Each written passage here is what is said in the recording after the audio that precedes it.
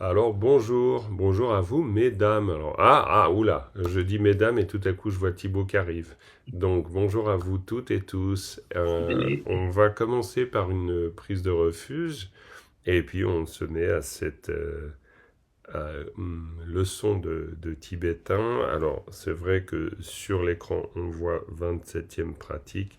Comme toujours, on a un petit décalage, donc on va surtout étudier la 26e pratique, a priori, celle qui concerne l'éthique, mais bon, celle-là, c'est le support du jour, donc manière de le voir à l'écran. On commence par la prise de refuge. Sangye chö tang tsoge chö namla chung chung parato dani kyab suichi. Dagi jinso gipe se nam ki dola penchir. Sangye du parai sho. Voilà. Alors, comme je le disais, donc ici 27e pratique, mais ça c'est le support du jour. Peut-être si on a le temps, on pourra commencer à le défricher euh, pour faciliter le travail ensuite. On verra en fonction du temps qu'on a. Mais sinon, on va plutôt se concentrer sur la 26e pratique. 26e pratique des Bodhisattvas, la paramita de l'éthique. Ok. Excusez-moi. Fin du rhume, c'est bientôt derrière moi. Paramita de l'éthique, on va faire comme d'habitude, on va d'abord faire une restitution avec lecture ou énoncer si on a appris cette strophe ou pratique par cœur, et puis avec ce travail de repérage tellement important pour essayer de vraiment comprendre, associer le son au sens, associer la vue au sens. C'est tout ça qu'on doit faire, bien sûr. Hein. C'est une approche holistique, pourrait-on presque dire. Parce que sinon, on est très bon dans une dimension, mais pas dans les autres. Donc voilà, histoire d'apprendre à combiner. Qui veut commencer par restitution alors, de cette strophe, si vous l'avez étudiée, bien sûr, mais on peut tout à fait aussi en voir une autre, si vous avez envie. De toute façon, tout sera intéressant. Qui Bon, moi, commence? je veux bien lire Mais super, celle-ci, la bah, 26e, très oui. très bien Sylvia, c'est parfait. Alors on t'écoute avec toujours cette qualité d'intention qu'on porte au son. Alors, on peut s'aider de la lecture, mais il faut quand même faire l'effort de réussir à entendre, ce qui serait pas mal. Donc, vas-y Sylvia. Suntrim mepa rangden mijuna, shinten drupar tepe kemene, techir sipe dunpa mepayi, Suntrim sonwa gyalse laklen yin. Ok, très bien. On va je vais te proposer de la relire, mais après avoir souligné deux, trois petites choses. Et bonjour à Cathy qui nous rejoint. Alors, d'abord, Tsultim, hein, donc je vais zoomer, on va se mettre comme ça. Tsultim, hein, c'est vraiment Tsultim. Il y a ce Tsul expiré. Tsultim, Tsultim. Et ensuite, Rangten. Alors ça c'est compliqué parce que Rangten, normalement c'est Rangten, effectivement. Mais souvent on entend Rangden. Bon voilà, je ne sais pas pourquoi, mais voilà. Mais Shenden, Rangden, ça c'est deux opposés. On aura l'occasion d'en parler. Sinon Tsultim. Alors pense bien au Tsultim et recommence qu'on puisse bien, encore une fois, faire ce travail d'écoute. Suntrim mepa rangden mijuna, shinten drupar tepa kemene, techir sipe dunpa mepayi, Tsultrim sonwa gyalse laklen yin. Ok, tu me sens Gemene, hein. Geme, t'as dit Geme, c'est Geme, hein. Gemene. Bon, c'est des petites choses, hein. Gemene. Ok. On allonge la syllabe du coup. Gemene. Oui, ouais, tout à fait. On l'allonge légèrement. Gemene. Alors, bon, Gemene. évidemment, pour nous, c'est souvent bien d'exagérer ce genre d'astuces de prononciation. Après, les Tibétains eux-mêmes, ils diront certainement Gemene. Hein. Alors, et vont-ils encore vraiment, ça dépend, hein, il y a des prononciations extrêmement variables hein, quand même au Tibet. Mais, bon, il y a une règle générale. La règle générale, c'est Gemene. Pourquoi? Parce que, et pour nous, c'est surtout utile. Parce que pour nous, ça nous rappelle qu'ici, nous avons, Sylvia, nous avons quoi comme particule? Où ça? Ici, Ici, bah, le hagigoui. exact, qui est Un génitif. un génitif, absolument. Et ça nous permet, du point de vue auditif, de se rappeler que nous faisons un lien. Gemene, ça fait le lien. Si on s'arrêtait en disant gemene, c'est un peu comme si c'était séparé. Donc, d'où l'intérêt. Mais sinon, très bien, hein, super lecture, à part, voilà, ces tout petits détails. Après, il y a toujours les expirés, mais ça, vous êtes tous... les expirés, c'est pas toujours évident pour nous. Techir, hein, techir, normalement. Bon. Et puis là, c'est clair que dans tsul-tim, on a deux expirés, ce qui n'est pas simple non plus. Tsul-tim, hein, c'est tim. Karata tagigu timasa tim, hein, pour tim. Tsul-tim. Ok.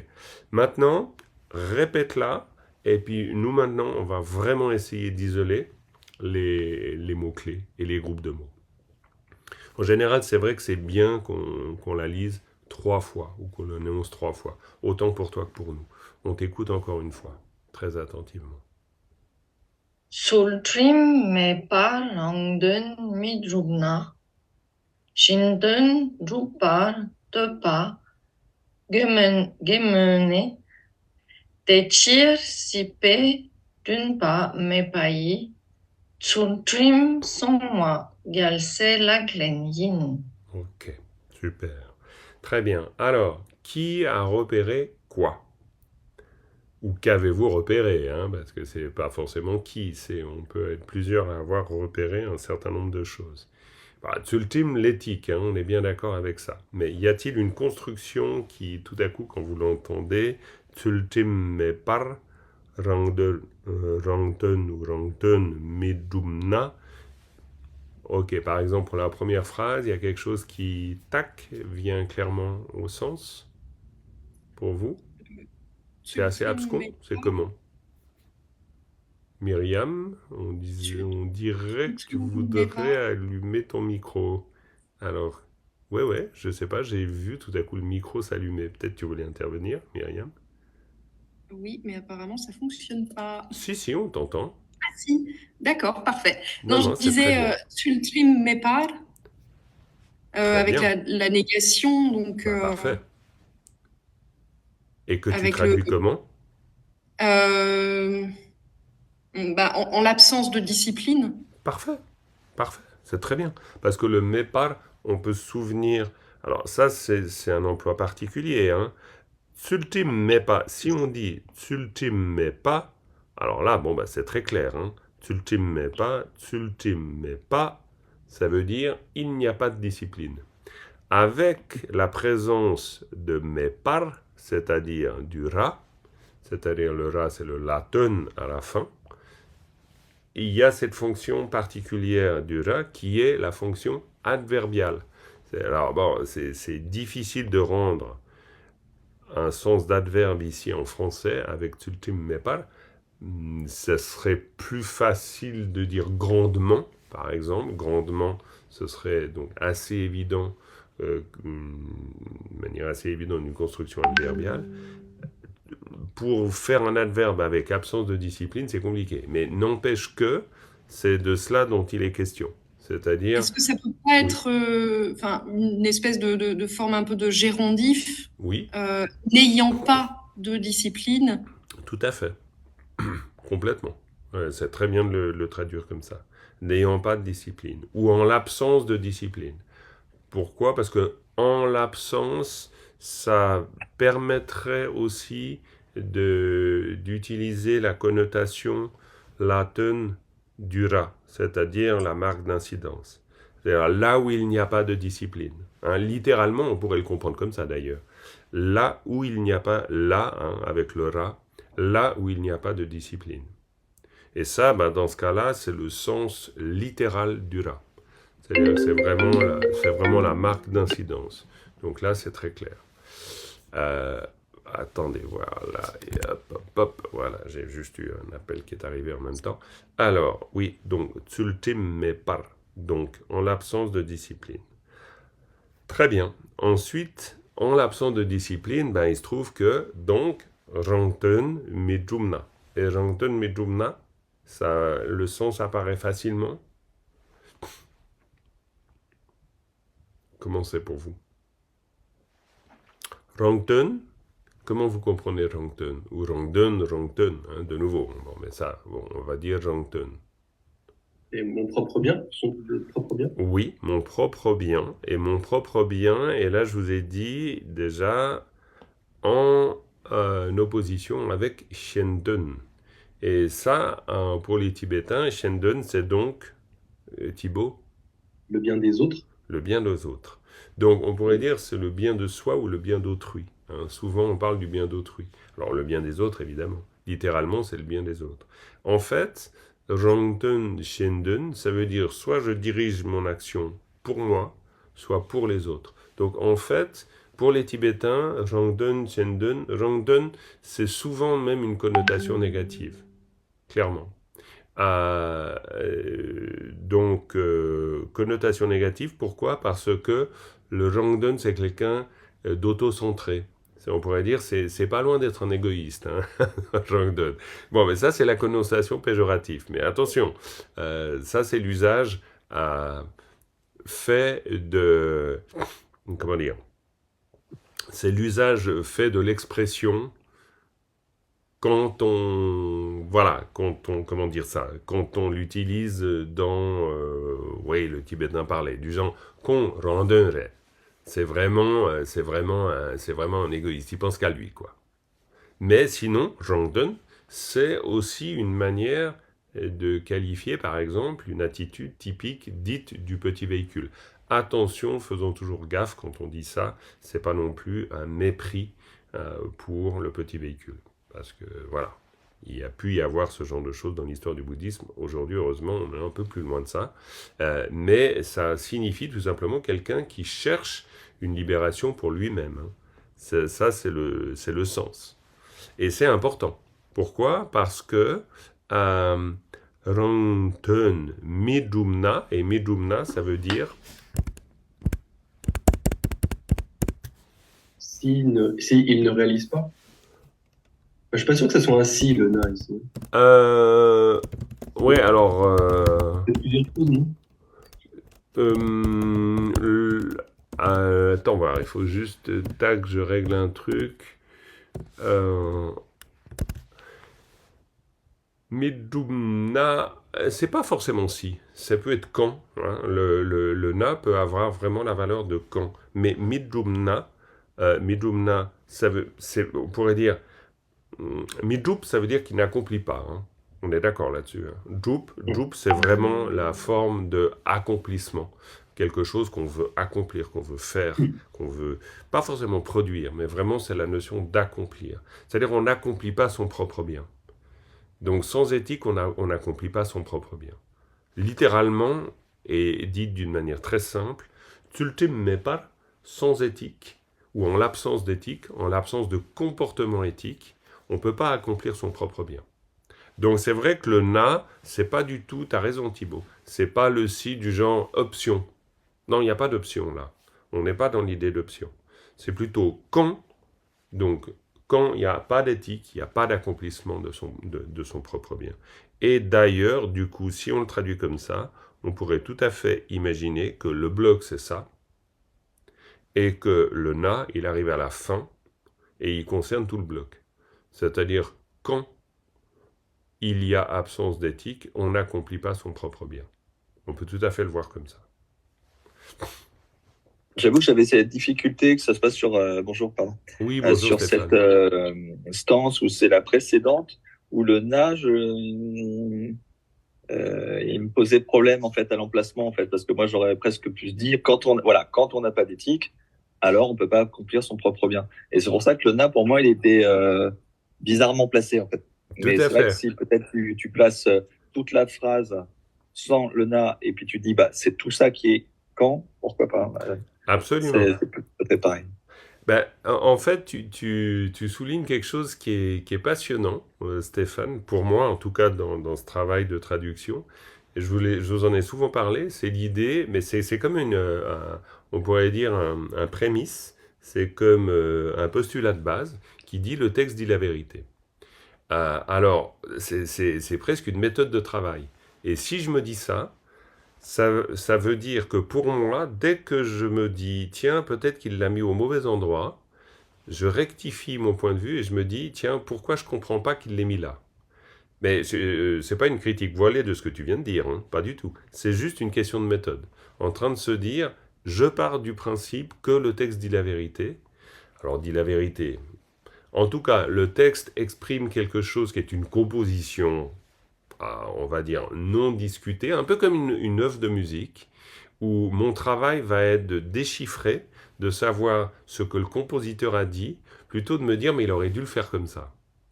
Et en fait, pourquoi je le souligne, c'est parce qu'on a tous cette tendance. J'ai connu quelqu'un qui allait jusqu'à enlever certaines lettres, parce qu'il trouvait quand même que là, il y en avait un peu trop. Donc, on pourrait dire que si on laisse la tendance se développer, on va très très loin dans cette réécriture. Alors que finalement, pour nous, toute la grande difficulté, c'est à travers le texte, et c'est tout le sens de notre travail, c'est de réussir à se dire, tiens, les Tibétains pensent comme ça, les Tibétains composent comme ça. Mais tu as raison. C'était plus ça en fait, c'était plus merde, je vais devoir aller bosser. C'était plus de dire, mais je réfléchis pas de la bonne façon en fait pour Oui, tout comprendre ce à qu'il. fait. Mais tu as raison. Excusez-moi. Non, non, non, non, mais c'est parfait. Merci pour ton intervention. Parce que c'est exactement cela dont il est question. Donc, Tsultim me parjangden midup na. Et en fait, ben oui, parce que on voit bien que ça tient en un bloc. Et pourquoi ça tient en un bloc? Parce que grâce au ra aussi. C'est-à-dire que le ra, quand vous voyez l'usage, si vous regardez dans le clair miroir, vous regardez l'usage du par, et le ra, c'est-à-dire cette particule oblique dans cette fonction-là, souvent, ça nous dit Nicolas Tournadre, ça va nous permettre de créer ce qu'on appelle un synthème, ou alors un syntagme verbal, mais sinon un synthème, c'est-à-dire un groupe de mots. C'est-à-dire que le ra agglomère tout ça. C'est-à-dire il agglomère ça et il agglomère ça. C'est-à-dire Tsultim Mepa et Randen Medup. Et on a deux idées en fait. Tsultim Mepa, Randen Medup. Et le ra au milieu crée ce lien entre les deux. Et il crée ce lien où ça devient clairement un bloc en soi. Donc le na se pose assez naturellement, dès lors qu'on a capté ou senti ça se pose assez naturellement à la fin du bloc, tout simplement. Et de plus en plus, vous allez rencontrer, parce que vous êtes tout simplement sensible à ça, et de plus en plus, vous allez rencontrer plein de constructions qui se construisent grâce à parapar, c'est-à-dire grâce en fait au ra. Et vous les trouverez partout, en fait, dans un tas de constructions. Ok, en tout cas, on a une idée clé ici, hein. Il n'y a vraiment pas de doute. Sans éthique, on n'accomplit pas son propre bien. Ou quand il n'y a pas d'éthique, on n'accomplit pas son propre bien. Alors, voilà la deuxième. Donc là, est-ce que justement il y a des mots, groupes de mots, je dis bien mots ou groupes de mots qui font tic? Alors on a déjà Shenden, hein. Shenten, Shenden. Donc l'accomplissement du bien d'autrui. Shenten, Shenden. Y a-t-il d'autres choses? Vous voyez la construction, elle ressemble, hein. On a de nouveau un par. Mais est-ce qu'il y a quelque chose? Gemene, deux pas. Deux par deux pas. comment vous mettez les choses ensemble là? Dominique, donc, Ben, Dominique, elle n'a pas compris en fait, parce que alors c'est j'ai compris le parfait qu'elle début de nous le la phrase, dise. mais pas la deuxième partie de la phrase. Eh bien, c'est très bien de le dire. Et puis, on a Cathy qui réapparaît, qui disparaît, qui réapparaît la peau. Tu te bats avec ta... Mais je suis désolée. Je suis désolée, j'ai plus de sur l'ordinateur, ça marche pas, donc j'ai pris le téléphone, mais j'entends pas très bien. Oh, Je bah, suis là. bon, bah, écoute, non, mais on est plutôt désolé pour toi. Pour nous, c'est pas trop problématique, mais bah oui, ces histoires de connexion, c'est pas toujours tout simple. Euh, alors, Dominique, tu dis, bah voilà le début. Alors, Shendon, bon voilà, on pourrait dire, on a une idée clé, Shendon, le bien d'autrui. On a de nouveau le même type de construction. Shendon dupar. Ça, c'est la même chose. C'est comme Tsultim Mepar. Hein, vous voyez, alors là, bon, bah, l'auteur, c'est très habilement construit. Hein, il va utiliser la même structure. Donc, Shendun Dupar, Shendun Dupar, de la même manière, ça voudra dire pour, on pourrait très bien comprendre le par comme pour accomplir le bien d'autrui, hein, tout simplement, ou l'accomplissement du bien d'autrui, ou concernant l'accomplissement du bien d'autrui. Hein, concernant, ce serait vraiment le latin en tant que marque d'incidence. Et dupar, accomplissement, ça c'est l'histoire de la forme verbale. Hein, mais dup, ça ce serait une forme verbale non volitive. Ici, ce serait une forme verbale a priori volitive. Hein, et qui marquerait une espèce de futur. Là, logique, on est dans une forme verbale passive ou non volitive, et puis qui marque quelque chose de passé, c'est-à-dire c'est l'accomplissement du bien d'autrui. Le fait de le mettre au non volitif, ça veut dire que ça n'a pas surgi, ça ne s'est pas manifesté. Excusez-moi. Shendun Dupar, c'est quelque chose qu'on va faire. Donc, pour accomplir le bien d'autrui. Pour accomplir le bien d'autrui. Ensuite, on a deux pas au milieu. Deux pas, c'est quoi? Désirer. Désirer.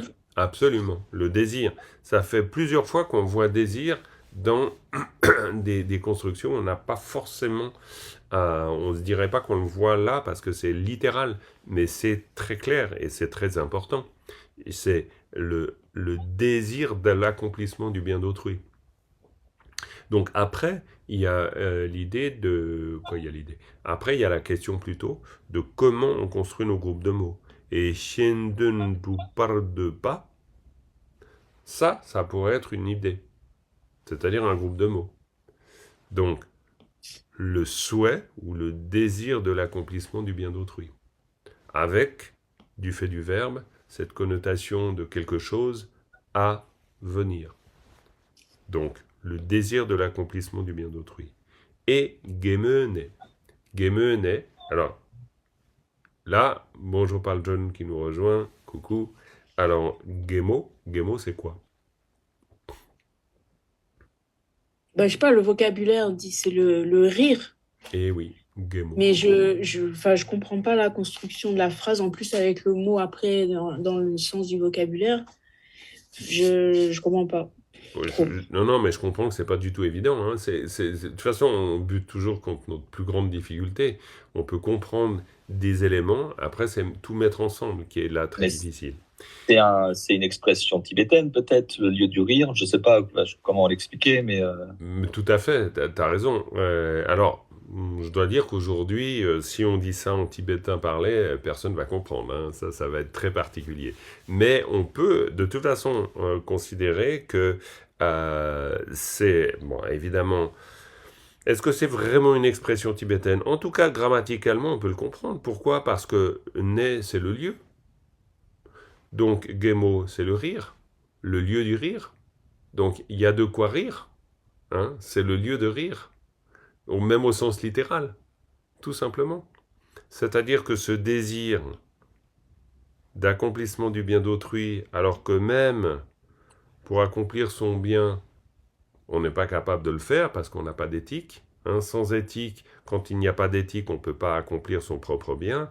Donc évidemment que désirer accomplir le bien d'autrui, bah, il y a de quoi rire. Donc, franchement, on pourrait dire c'est risible. Ça veut dire que c'est le lieu de la plaisanterie. Hein. Donc, même du point de vue littéral, on le comprend bien. Gemo, le rire. C'est-à-dire, il me manquait quand tu parles en langage parlé, tu rajoutes le même. Tu rajoutes même. Et est-ce que c'est le na qui remplit cette fonction-là? Non, tout De simplement. dire le même si. Non. On pourrait dire que la première idée, elle est claire. Hein. La première idée, on voit, Oui, c'est... ça va. Voilà. Donc, C'est l'enchaînement des deux que j'arrive pas à complètement. comprendre où est-ce qu'il est écrit, l'enchaînement des deux, en fait. C'est En ça. fait, l'enseignement, il est écrit comme ça. On est d'accord que le quand peut faire office de si aussi. Hein. Ça peut être utile d'avoir quelque chose d'assez souple dans la construction. Mais du genre, quand on veut faire... si on le prend comme quand, donc, avec une absence d'éthique, l'accomplissement de son propre bien n'est pas possible. Donc quand on manque d'éthique, on ne peut même pas accomplir... Mais ça, c'est moi qui le rajoute, c'est pour que vous le compreniez. Quand il y a une absence d'éthique, on ne peut pas, ou le bien, son propre bien ne peut pas être accompli. Ça, c'est littéralement dire. Et puis, voilà. Et puis, on est dans une construction poétique. On n'a pas besoin de faire vraiment une liaison explicite. Elle est sous-entendue, la liaison. Parce que quand il y a absence d'éthique, on n'accomplit pas son propre bien. Désirer accomplir le bien d'autrui, prêt à rire. Et là, en fait, on fait sous-entendu le lien logique.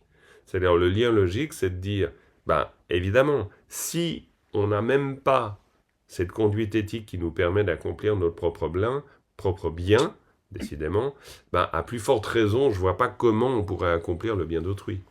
Alors ça, c'est dit d'une manière enrobée. Mais en fait, c'est s'il y a manque d'éthique, on n'accomplit pas son propre bien. Le donc n'est pas écrit, mais désirer accomplir le bien d'autrui, prêt à rire. Et puis on laisse sous-entendre qu'il y a un donc, c'est-à-dire qu'il y a un rapport entre ça et ça, un rapport de conséquence. Le rapport de conséquence, c'est que si on manque d'éthique, déjà pour soi-même, c'est pas possible. Donc évidemment, pour accomplir le bien d'autrui, c'est d'autant plus impossible. C'est ça le lien logique. Mais le lien logique, on n'a pas forcément besoin de l'écrire. Parce qu'on le sous-entend. Mais je ne dis pas que ce sous-entend... De toute façon, soyons très clairs, si on devait dire les choses en tibétain parlé, on ne les dirait pas d'une manière aussi condensée. Ça, c'est une forme versifiée quand même. On dirait les choses comme ça. Tsultim mena randen druptugimindu. Tchetsan, shienden yang tene druptugimare. C'est-à-dire, on rajouterait tchetsan. Tchetsan, ceci étant, shienden yang, même le bien d'autrui, shienden yang, on rajouterait shienden yang druptugimare. À ce stade, c'est très intéressant d'aller voir dans le commentaire.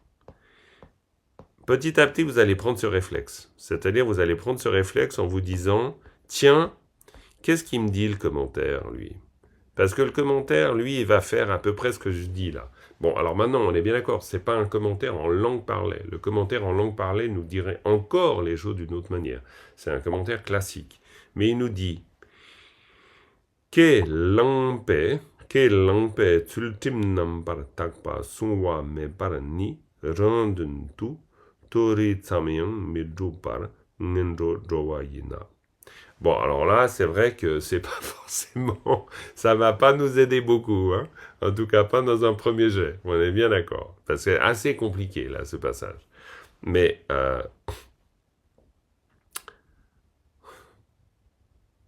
est-ce qu'il y a quelque chose dans le commentaire qui nous aide quand même?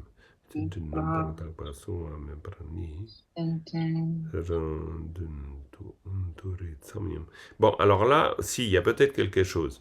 Bon, là, on revient sur le fait d'une absence d'éthique. Très bien. Mais en disant « pour soi », Tori Tsamyang Midrupar. Ça veut dire Tori Tsamyang. Tori, ça veut dire les états d'existence heureux. Hein, les états d'existence heureux. Donc, ce qu'il est en train de dire, c'est que on peut même pas, et c'est pour ça qu'il dit Tori Tsamyang, Tsamyang, à la fin, c'est une manière de dire même ça, même les états d'existence heureux, on ne peut pas les obtenir. C'est-à-dire que sans éthique, de toute façon, même les états d'existence favorables, on ne va pas les obtenir. Donc, hein, Midrupar, Ngendro Drowayin. Et ça va nous faire plonger dans les états d'existence défavorables, l'absence d'éthique. Donc, Shienden tu Dzogchang, Drupar de pa Geme Neyin. Alors, donc du coup, bah, évidemment, vouloir accomplir le bien d'autrui, ça prête à rire. De nouveau, on va dire la même chose. De toute façon, il va dire la même chose. Mais là, on a ce Tsamyang, c'est-à-dire ce Chetsang, cette forme, cette manière de dire, bah, du coup, c'est pas possible. C'est-à-dire, Tsutim Mepar, Rangden Chetugimare, Rangden Duptugimare. Chetsang, donc Shenden Yang, Duptugimare. Même le bien d'autrui, on ne peut pas l'accomplir. Voilà, mais bon, je ne dis pas que c'est évident, hein. C'est à force d'entraînement que vous allez le capter. Pas d'autre choix, au départ.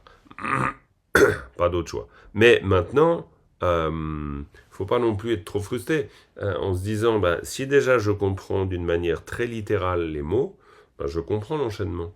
C'est déjà pas mal. Maintenant, le reformuler en tibétain parlé, bon, ben ça, ben, évidemment, pour l'instant, c'est pas encore possible. Mais vous pouvez très clairement comprendre les mots. Disons, en tout cas, on peut faire le souhait. Vous avez de quoi. Vous avez de quoi les comprendre. Après, on a les deux dernières phrases. Alors là, on voit très bien, premier bloc, deuxième bloc. C'est évident à cause du Techir. Hein. Techir, c'est évident. Hein. Ouais, Thibaut. Juste pour revenir sur Kemene, pour la traduction de né, il y a aussi la traduction de situation. Oui, tout à fait. Une situation qui fait rire. Absolument. C'est très juste de parler de situation. Parce que né, c'est polysémique. Hein. C'est vraiment, vous allez trouver un nombre d'emplois possibles avec né. Né, c'est le lieu. Né, c'est nenga, le point crucial. Né, c'est netsul, les situations. Né, c'est nekap, temporairement. Vous allez le retrouver dans de multiples constructions. Donc, c'est le lieu, voilà, c'est tout ce que j'ai évoqué. Donc, effectivement, né, la situation. Netsul, la nouvelle. Hein, les nouvelles. Vous avez des nouvelles? Netsul Yebe. Vous avez des nouvelles? Netsul Yebe. Hein, Netsul, c'est, voilà. Netsul, c'est comment c'est, hein, c'est Netsul, la manière d'être de né. Et né, c'est le moment, le lieu, la condition, etc. Donc oui, bien sûr, la situation. C'est pour ça que ça prête à rire. Cette situation prête à rire. Mais c'est pour ça que la traduction qu'on donnera, elle sera forcément une sorte de construction en français. Ça ne veut pas dire qu'on a tout dit en tibétain. En tibétain, oui, on a tout dit, pour un locuteur tibétain. Mais en français, on n'a pas tout dit. Parce que né, pour nous, c'est trop général. Donc, il va falloir qu'on le précise là. Mais pour un tibétain, c'est très clair. Hein. Il ne fait pas la différence. Quoi, il fait pas. Bien sûr qu'il fait la différence. Mais quand il dit nenga pour dire un point crucial, ou quand il dit netsul pour dire les nouvelles, c'est des mots très différents. Donc, ici, vu qu'on est dans une construction zippée, toujours, et ça, c'est le propre d'une construction en prose, versifiée, bon, pour lui, on va dire, comme toujours on le voit dans le commentaire, c'est-à-dire il remplace, ou plutôt, il met les mots qui manquent, on pourrait dire. Donc après, on a Techir. Et Techir, alors là, bien sûr, c'est notre point d'articulation. Ça veut dire quoi, Techir? C'est pourquoi. Et yes, c'est pourquoi. C'est pourquoi. C'est pourquoi, pardon. Tout à fait, c'est pourquoi. Donc, c'est pourquoi, gna gna gna gna gna gna. Quoi, gna gna gna gna gna gna. Mais c'est pourquoi toute la suite. Donc, sipe d'une pas, mais pas i, tultim sonwa, galsel alain. Alors, sipe d'une pas. Sipe d'une pas. Ça, c'est pas tout simple, parce que c'est philosophique aussi un peu. D'une pas, ça vous dit quelque chose?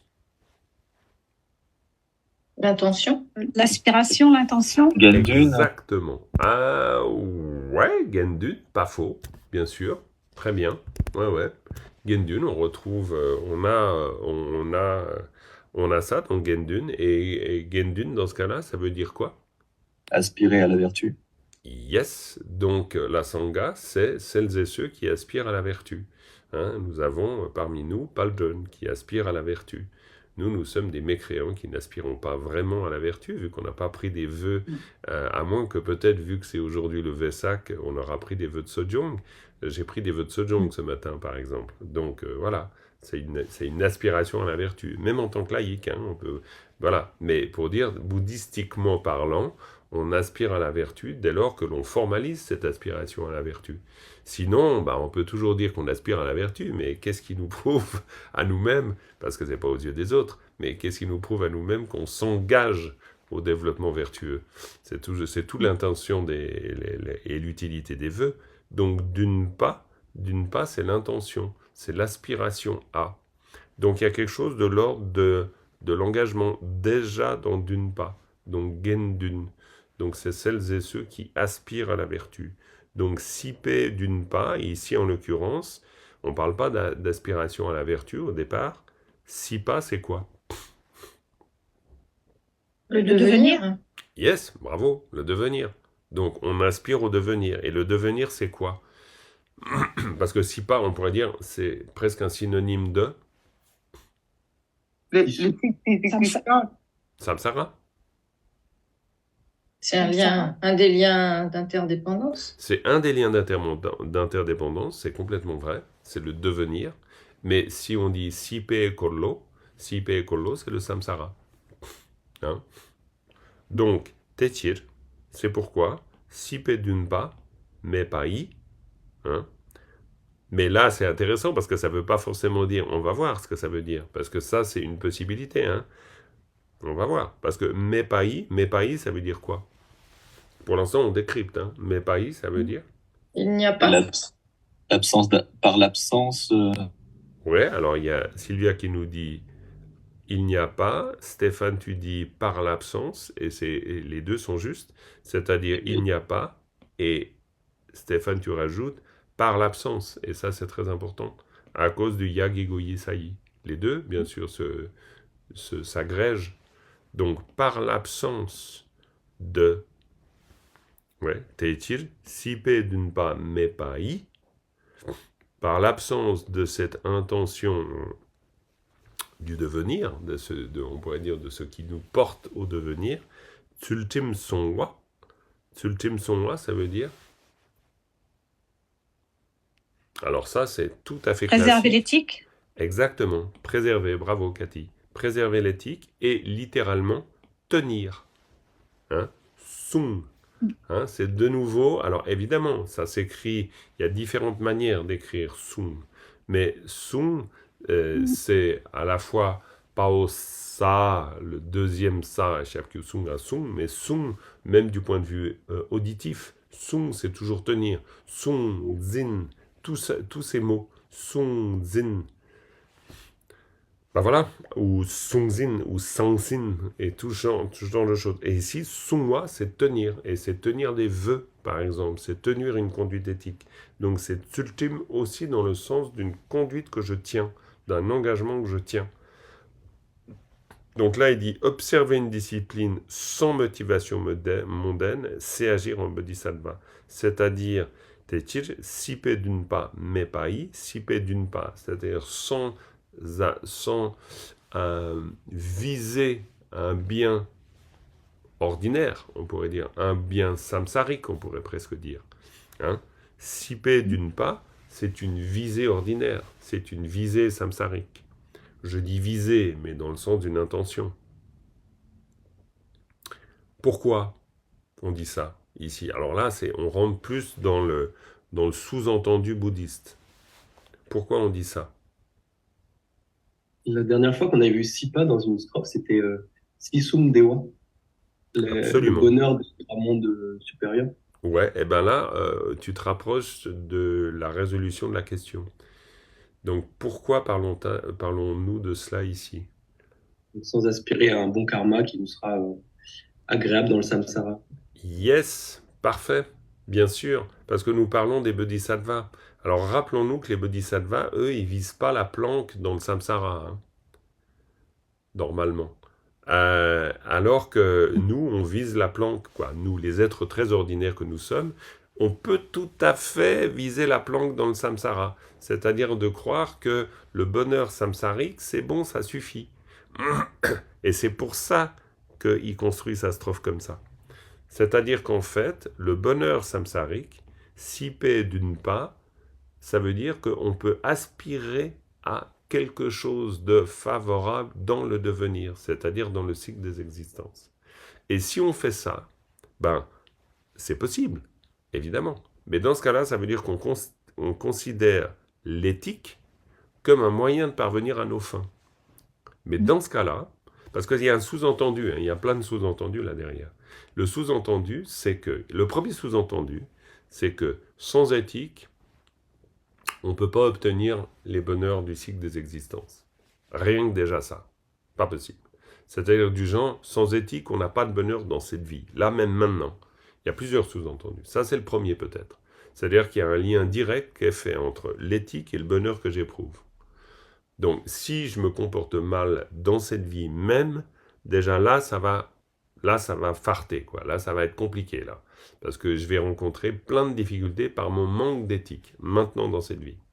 Dans ma vie future, c'est le deuxième sous-entendu, je ne vais pas non plus, sans éthique, obtenir ne serait-ce que les bonheurs du cycle des existences. Ça ne sera pas possible.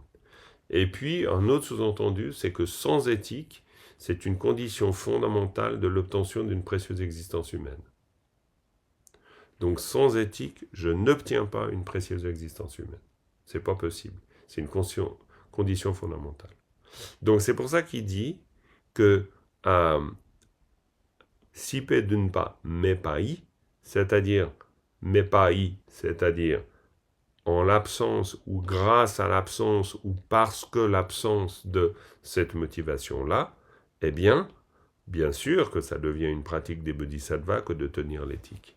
Parce que tenir l'éthique avec cette aspiration-là, évidemment, ça n'a plus rien de bodhisattvique, si je devais faire un adjectif. C'est complètement samsarique. On pourrait dire la présence ici d'une aspiration au devenir, la présence d'une aspiration au devenir, c'est samsarique. L'absence d'une aspiration au devenir, c'est bodhisattvique.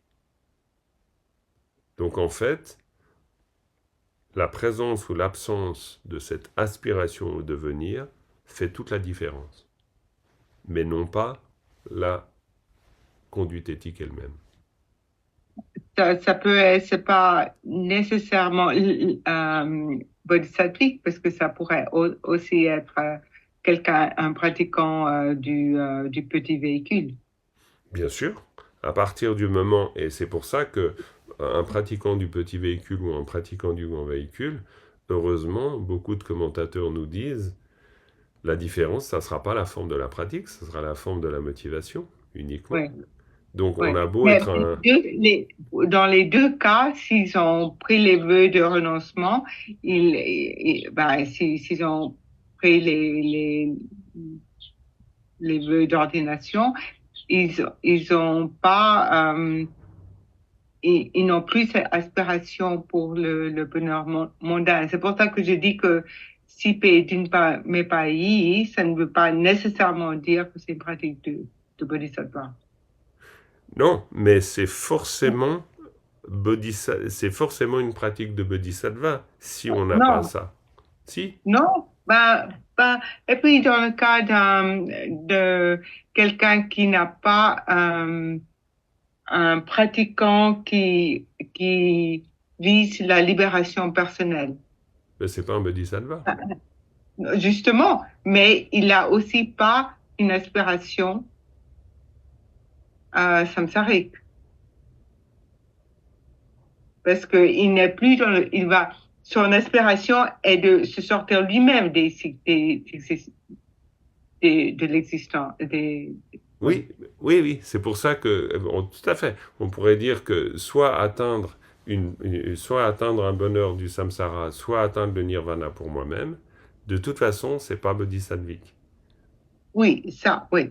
Mais c'est pas ça que dit la strophe. Non, la strophe, elle dit clairement, et c'est pour ça qu'elle parle pas du nirvana, elle dit clairement l'aspiration au bonheur de l'existence. Ouais. Quoi, elle le sous-entend. Évidemment, elle parle pas du bonheur. Elle dit simplement l'aspiration au devenir. Mais dans le sens, c'est là le sous-entendu. C'est le devenir, ça veut dire donc les bonheurs du cycle des existences. Parce que sinon, on dirait pas le devenir. Pour par exemple parler du nirvana, on dirait pas le devenir. On dirait autre chose, quoi. Je sais pas comment on le dirait, mais on dirait autre chose. Mais bref, je pense qu'elle le dit comme ça parce qu'on est dans le contexte du Mahayana. C'est clair. C'est pour faire une grosse différence. Mais là, ce qui pointe, c'est surtout le fait d'aspirer au devenir. C'est-à-dire au devenir, c'est presque qu'il se place... je suis pas sûr, d'une manière assez... si, je suis sûr d'une chose, c'est qu'il fait pas référence au petit véhicule, parce que s'il faisait référence au petit véhicule, il ne le dirait pas comme ça. Donc là, il fait vraiment référence au fait d'aspirer à quelque chose de favorable dans le cycle des existences. Et dans ce cas-là, si on le fait, évidemment, il n'y a pas de pratique des filles et fils des vainqueurs. Les filles et fils des vainqueurs, ils vont aspirer à toute autre chose. C'est ça qu'on dit, c'est très difficile d'avoir une aspiration, une motivation complètement pure. Ah, alors c'est pour ça que c'est l'entraînement, hein. On est bien d'accord. Hein. Heureusement qu'il y a la glaine. Hein. Il y a la glaine, hein. Et la glaine, c'est la pratique. Hein. Parce que sinon, non, c'est clair. J'entends, tout ça est vu comme chaque fois la glaine. C'est-à-dire que pour nous, c'est un entraînement, une pratique.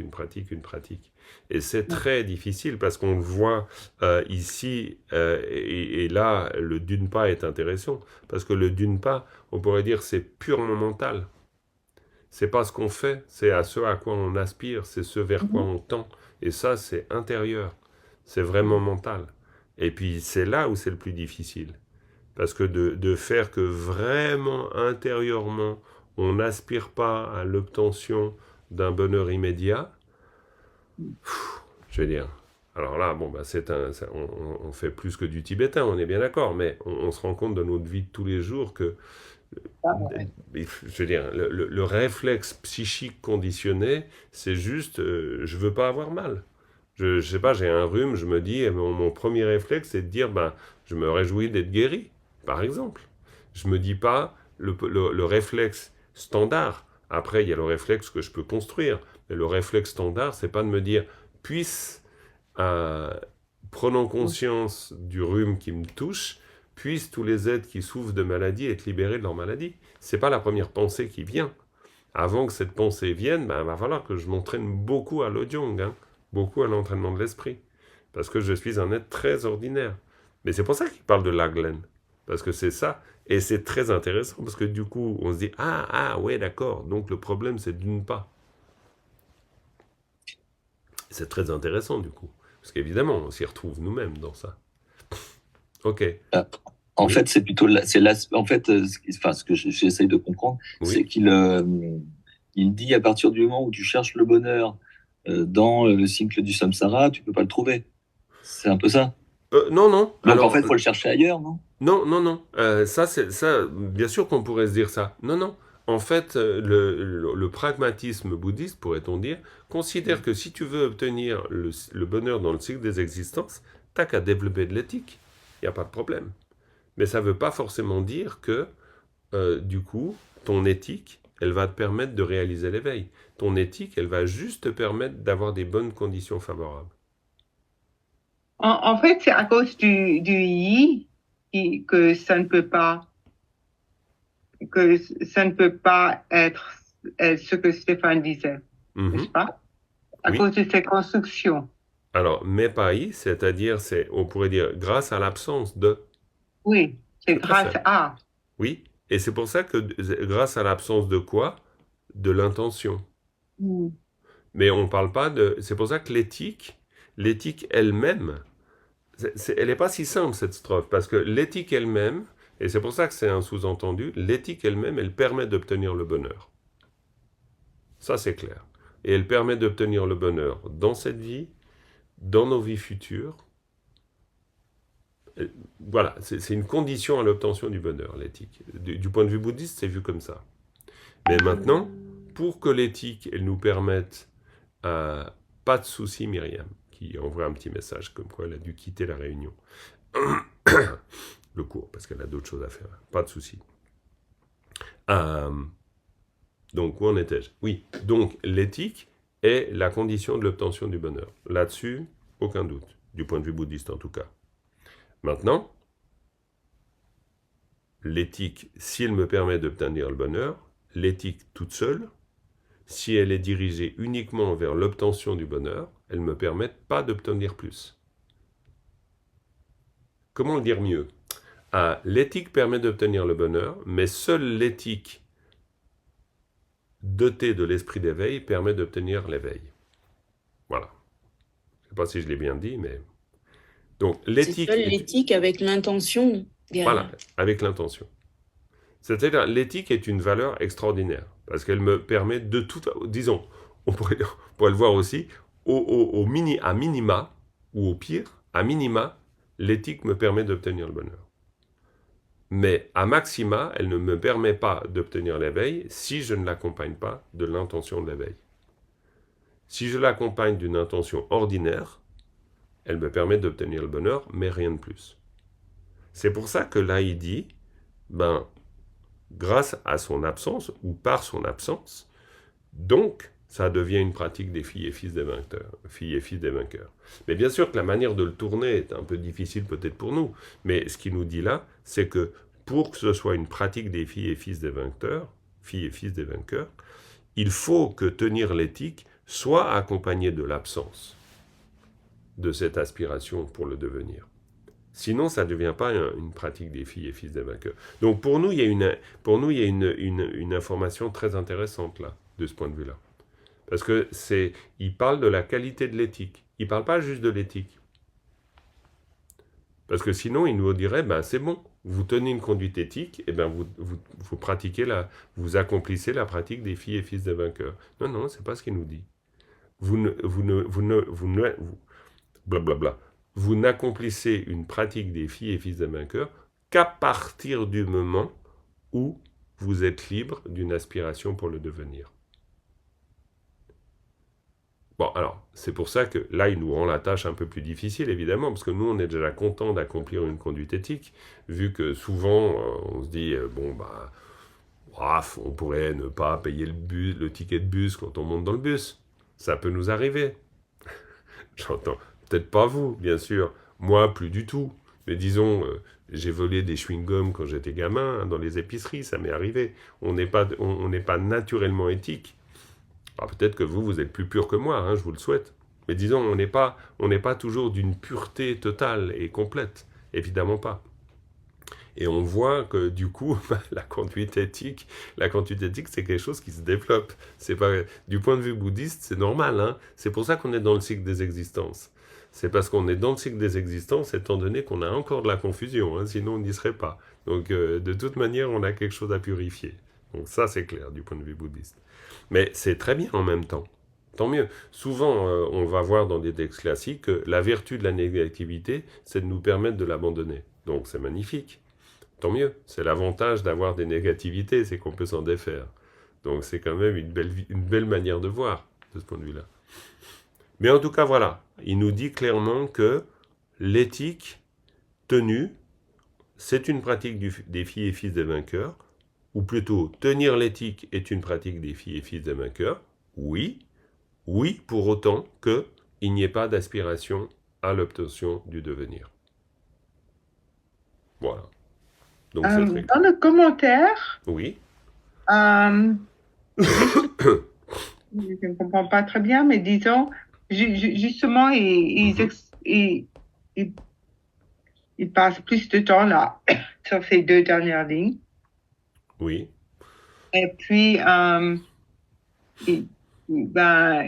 c'est avant-dernière ligne, sutim nam pas sum, lek pas sumwa ni. Oui.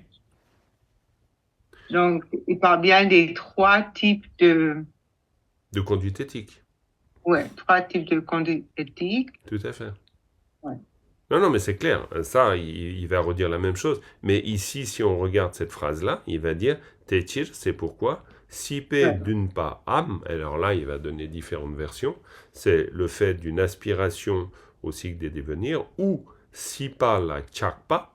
Sipa la chakpa, c'est l'attachement à l'existence, ou l'attachement à l'existence.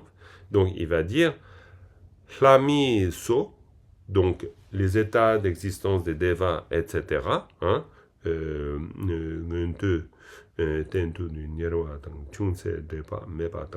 Donc, en fait, ça veut dire il ne devrait même pas, c'est-à-dire notre conduite éthique ne devrait même pas être mêlée, ça veut dire il ne devrait même pas y avoir une possibilité qu'elle soit mêlée avec ses aspirations ordinaires. Donc lui, il renforce la chose, en fait, dans le commentaire. Mais bon, on est bien d'accord qu'après, si on veut étudier le commentaire, c'est encore une autre paire de manches. Mais déjà, on a la strophe, ce qui est déjà pas mal.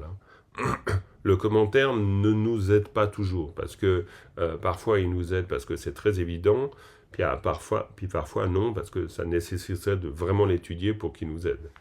Mais bon. Mais quand même. Voilà. Voilà pour cette strophe. Bon, c'est bien. Est-ce que, on n'a pas encore des tonnes de temps. Peut-être ce que je vous propose, c'est simplement ça. C'est-à-dire, je vous prends la 27e pratique, et puis je vais vous lire la strophe que vous allez étudier. Comme ça, vous l'avez déjà dans l'oreille. Ok? Ça vous va? Ok. Donc, zepa, partin, zepe partin. Zepe partin, c'est la paramita de la patience, cette fois-ci, dont il va être question. Donc, gewe longche, depe gyalse la, neche tamche, rinchen teretang tsum, techir, même construction, techir, kun la, Shede mepai, exactement même construction. Shede mepai, zepa gompa, gyalse lagleyin. Donc, je reprends. Gewe longche, richesse de la vertu. Depe gyalse la, gyalse, fille et fils des vainqueurs. Deux pas, le désir. Neche tamche, Rinchen teretang tsum. Neche tamche, c'est les êtres vils, les êtres néfastes, nuisibles. Neche tamche. Donc tous, bien sûr. Rinchen teretang tsum. Tang tsum, ça veut dire équivalent. C'est équivalent à un trésor de richesse. C'est-à-dire qu'il est en train de nous dire, c'est que pour les filles et fils des bodhisattvas, eh bien, les êtres nuisibles sont un trésor de richesse. Pourquoi? Parce qu'ils vont nous aider à développer la patience. Évidemment, on ne pourra jamais développer la patience sans quelqu'un qui vient faire ni sur le point qui fait mal, qui vient nous énerver, qui vient nous... Voilà. Eh bien, il nous faut celui-là. Ou celle-là, bien sûr. Parce que s'il n'y a pas ça, non, on ne développe pas de patience. C'est quand même zut, mais voilà, c'est comme ça. Et ensuite, techir, et c'est pourquoi, kunla shede mepai, kunla à l'égard de toutes et de tous. Donc, shede, c'est-à-dire ce ressentiment, voilà, on rage, on rogne, quoi, voilà. Donc, kunla shede mepai, sans ressentiment à l'égard de qui que ce soit, zepa gompa, méditer la patience, endurer, Il peut y avoir différentes traductions possibles, mais littéralement, méditer la patience, s'entraîner à la patience, est une pratique des filles et fils des vainqueurs. Voilà, je vous ai fait tout le boulot. Donc maintenant, il n'y a plus qu'à... Elle va, mais alors, glisser comme une lettre à la poste, cette pratique. Ça va être d'un facile, c'est complètement dingue. Donc voilà, je vous ai donné une traduction ici, j'ai eu le temps, donc je vous ai donné une traduction alternative. Plus littérale, bien sûr, comme toujours. Mais vous pouvez produire la vôtre aussi, et puis après, on voit la prochaine fois. Ok ? Bon, bah écoutez, on finit dans les temps, c'est parfait. On va terminer avec une dédicace. Sonam de tam jezepani tom ne nyepe danam pam jene kegana chimbala tupa isipe tsole do warai. Très bien, merci beaucoup.